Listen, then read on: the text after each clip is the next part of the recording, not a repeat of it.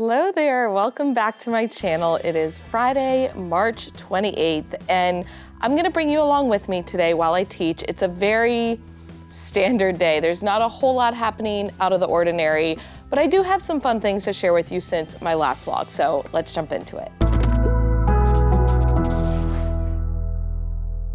Now, it is a very standard day with the exception of just a few things. It is also a cozy day, and what I mean by that is it is a day where myself and my class are dressing up in comfy, cozy clothes. My classes each have a star jar that they fill up with stars when they earn compliments, either from myself or from another staff member. And my homeroom class recently filled up their star jar, and their prize that they chose was a cozy day. So they get to wear comfy, cozy clothes that includes like sweatpants, pajamas. They can bring a small stuffed animal, a small pillow, and a small blanket if they would like. And it's gonna be a comfy day, which is perfect because it's a Friday and it's also gonna be kind of a rainy, dreary day. So could not have planned that out better. Whenever my class earns a reward like that, I let them choose when we do it, and they filled up the jar on Tuesday and they chose Friday. And I was like, yes. But I recently discovered this brand on Amazon called CRZ Yoga. They're basically, I guess, meant to be like Lululemon dupes, which Lululemon, I love their stuff, but it's very, very expensive. And so I tried out this brand on Amazon and I fell in love. I recently got these just like athletic pants. So they're just kind of a black stretchy pant, but they were so cheap and I was shocked at how nice they actually feel. And that's what I'm wearing today for my cozy clothes along with a sweatshirt. And I'm excited because I love a good cozy day, and with it being on a Friday, it worked out perfectly. The only other thing that's happening today, kind of out of the ordinary, is my school does this oratory competition. Usually it's around MLK Day, but this year it got pushed back a little bit, so it's happening right now. Basically, our students can apply. They don't have to do it, but they write a speech and they deliver the speech in front of a panel of judges, and then there's like the finals round that's school-wide, and today is the day where anyone who has signed up is going to go down and give their speech, and then they'll see if they make the finals. So I've got a list of students that have to go at like different times, and I will not remember that. I know myself, I will not remember that. So I've already stuck sticky notes out at those students' desks as reminders. That way it's like, hey, it's on you to remember to go. I'll probably also set some alarms on my phone. I live by the alarms on my phone. I have an alarm that goes off when my students are gonna start coming in, because sometimes I get into the flow of working and I forget that it's time for them to arrive. I have an alarm for when it's time to submit lunch count, when it's time to have snack, when it's time to go, or when it's time to submit attendance, when it's time to go to specials, when it's time to pick them up from specials, when it's time to go to lunch, when it's time to go to recess, when intervention times happen for various students, when it's time to pick them up from lunch. All day, my phone is just quacking because I choose the duck sound. But yesterday, I forgot to turn back on my alarms because Wednesday we had a party schedule. Wednesday was our final house day. I know I shared about that in the last vlog, and I shared all the activities that we did. We'll come back to that. But on our house days, we have a slightly different schedule to accommodate for that time. And so I turned off my usual alarms and I forgot to turn them back on yesterday. And it was a disaster. Thankfully, I realized it pretty early on, but it just goes to show you how much I live by those alarms. So house day, the activities I did were paper chain, longest paper chain, and basically you give the students one piece of paper, one pair of scissors, one glue stick. They work in partners. They have to create the longest paper chain possible, lengthwise, not the number of links, and it went really well. I love how low prep it is. I'll put a picture of the chain that ended up winning. Now, this was not the final chain, but this was while they were working on it. And you can tell they cut very, very skinny strips. That way they were able to get a lot of links in their chain, and really enjoyed that activity. I know one of my team teachers did it as well, and she's like, oh, that was great. We started the origami dolphin. We didn't get very far, and my students got kind of frustrated. So I think next time I would just need to allot a bigger chunk of time for it so that I can really slow down, go back, replay different parts. But house days are now officially done. We have House Olympics, and then we have a final like assembly where we're all together, but all of the small group house days are done. Let me look over my list for other things I have to update you on. Oh yeah, I got us some plants, and by us, I mean my class, but These are basically like our new class pets, if you will. They go with our science unit. So our current science unit is all about structures and traits. Now for structures, which has been our focus this week, it has been all about plant structures, their function, so their purpose, and how they help the plants be able to survive. And I've taught this unit in the past with my 4th graders, and we would learn about some different unique plants, such as carnivorous plants like the pitcher plant and a Venus flytrap. And so I would typically go out and try to find a Venus flytrap to be able to bring back to my class. But this year, I also got a succulent. I wanted my students to be able to feel the waxy coating. We did an investigation earlier in the week where we wrapped fabric leaves in wax paper. The leaves were wet, and we saw that the wax paper helped them to hold in water. And we talked about the waxy coating on plants, but I wanted them to be able to actually feel it. And then of course, because we're in Texas, had to get a succulent, but it's good to talk about how the waxy coating on the succulent helps it to hold in water, but then some cacti will also have spines to be able to protect the plant from predators. So I got these on Tuesday. Actually, technically I got them Monday night, but I brought them into my classroom on Tuesday. And it's one of those things where Monday night I was trying to decide, do I go get the plants or do I not? Because there was really bad traffic. There was a bad accident on the highway. And basically to go from my school to the nursery to get the plants and then to go home, which the nursery was on my way home, it ended up taking an hour and a half of sitting in traffic, although I had to head that direction anyway, so it's fine.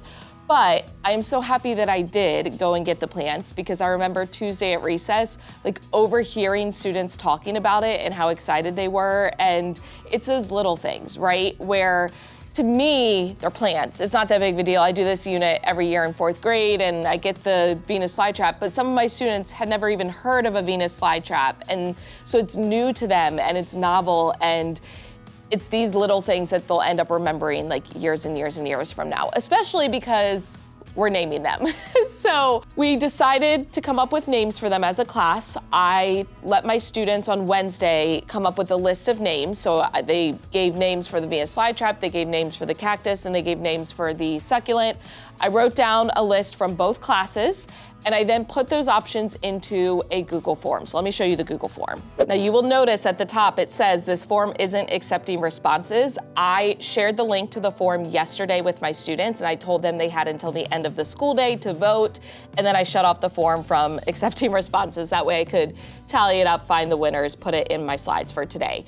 So this is just a basic Google form. I created a little header in Canva. I used the same template for the other Google Forms that I've made this year. In my last vlog, I shared about one for collecting pictures from spring break, same format for the header. But I put in a picture for each plant. So I just took a little picture of it, inserted in. It says choose one name for our Venus flytrap plant. And then I listed out all the names that they had suggested. I'm not gonna lie, I was kind of hoping Queso would win. I thought that that was a really cute name. But for the Venus flytrap, the winner ended up being Gordon. And my students were hoping it was gonna be Chef Gordon and Ramsay. That did not work out, although it would have been adorable. The cactus, it ended up being, no, not Spike. Was it Spike? Yeah, it was Spike.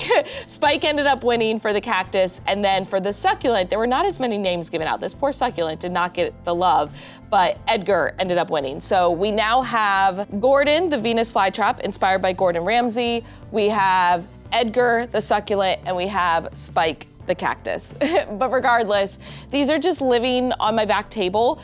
And of course, I explained to my students, hey, the cactus is real. It will hurt you if you touch it. And in fact, I ended up hurting myself because I had it in my car after I bought them on Monday. When I was driving to school on Tuesday, I forgot that it was there and I went to reach for my badge. Of course, it was dark because I get here really early in the morning, and I grabbed a cactus instead of my badge. So I explained that to my students and they are well aware. But when I first got them, I passed them around. I let them each touch the succulent, and then I let them look at the Venus flytrap and the cactus. Now, because it is a Friday, I need to get my Golden Emerson materials ready. So the rock candy, and then also the gold necklace, and then also the confetti popper. So everyone in the class has now had the Golden Emerson at least once, and we are going back through, and they can now earn it a second time.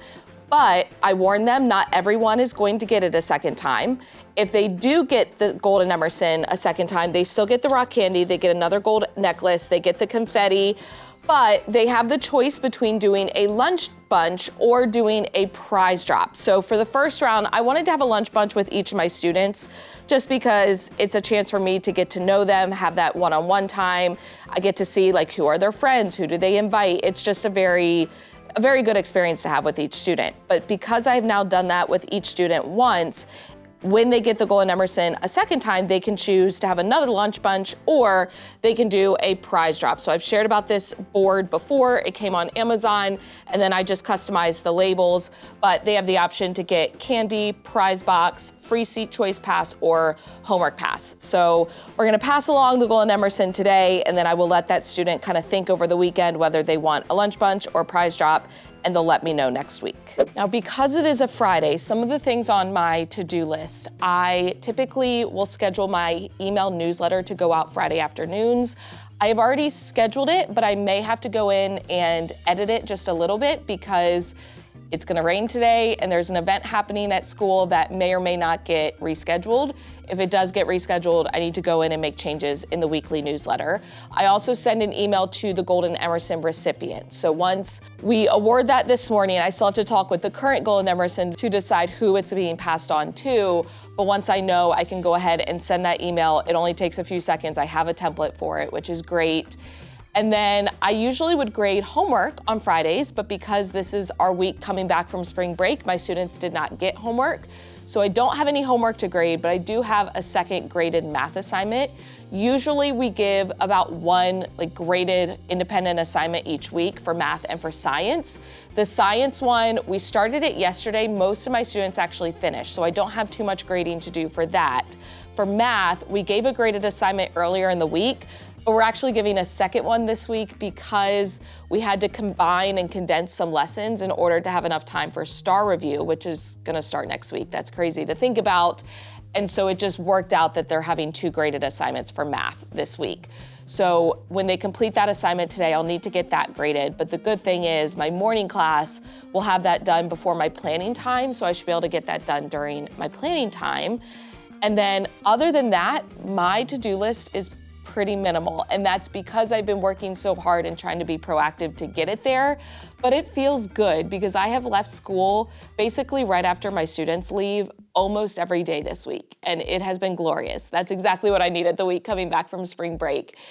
Now, we are getting toward the end of the year, which means it's time for your summative assessments. And when I say summative assessments, I don't mean for students, I mean as a teacher, your summative review. And it's usually when you have to submit a lot of paperwork and data collection and all of that. So here in Texas, we utilize something called T-tests. And it's where we talk about the professional development that we've done throughout the year. Our observation is included in that. We have any walkthroughs that we've gotten, that's all part of our T-tests. And there was a Google form that we had to submit by the end of the week. I got that submitted, and I have my meeting with my principal for my summative next week. So it's crazy to think that the school year is coming to an end, but it also feels good knowing that on my end, I've done everything that I need to do for that. And we actually have a professional development day, a staff development day on Monday. I'll talk more about that at the end. But right now, I have a little bit of time before my students come in. I'm gonna get my slides pulled up, get all of that ready.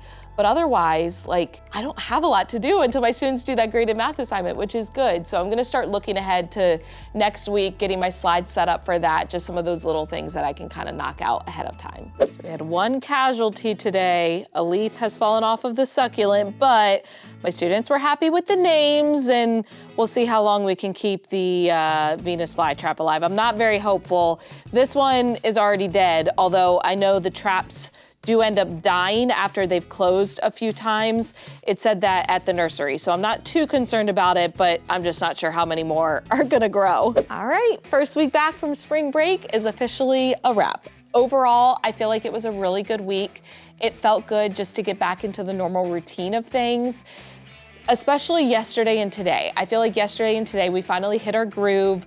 We had really great success with our math lessons yesterday and today. I just felt like my students really got it, and that's a good feeling when that happens. And I was productive today because I got my morning classes math assignment graded and put in the grade book during my planning time. And then in the afternoon, we ended up having indoor recess because of the weather, and I was able to grade my afternoon classes math assignments during that time and got that put in the grade book. I had a few students finishing up a science assignment, but those are quick and easy because a majority of it is self-grading since it's online. And that means I'm all caught up on grading. I'm all caught up on lesson planning because during spring break, I was proactive and I got all of the planning done for the last module. That won't be until after STAR. We're currently on our last module before STAR. We're gonna start reviewing for STAR next week. We will take the STAR test and then we will jump into that last module, but I've already prepped everything for it. So yay, it's a really good feeling. And just overall, I feel like I finally reached that point of the year where all of my hard work up until this point is paying off. And as I mentioned earlier, I've been able to leave school early pretty much every single day, and that's a good feeling. I don't feel as tired as I usually do on a Friday. Now, granted, we're coming off of spring break, so that's probably why, but also I think being able to leave at an early time every day this week really helps with that as well. And I'm gonna continue the pattern and get out of here because, as I mentioned, I'm all caught up on everything, and Monday is actually a staff development day. But we'll chat more about that in the next vlog because I have lots of fun things to share about that. I have prepped some nifty gifties for the paraprofessionals that I work with. I'll share those with you. I have a fun April Fool's Day little mini prank I'm gonna play in my class. So those details will all be in the next video. But if you enjoyed this one, please give it a thumbs up, hit the subscribe button and notification bell so you do not miss any future videos. As always, thank you for watching. I love you so much. Don't forget to put your positive pants on, and I will catch you in the next one.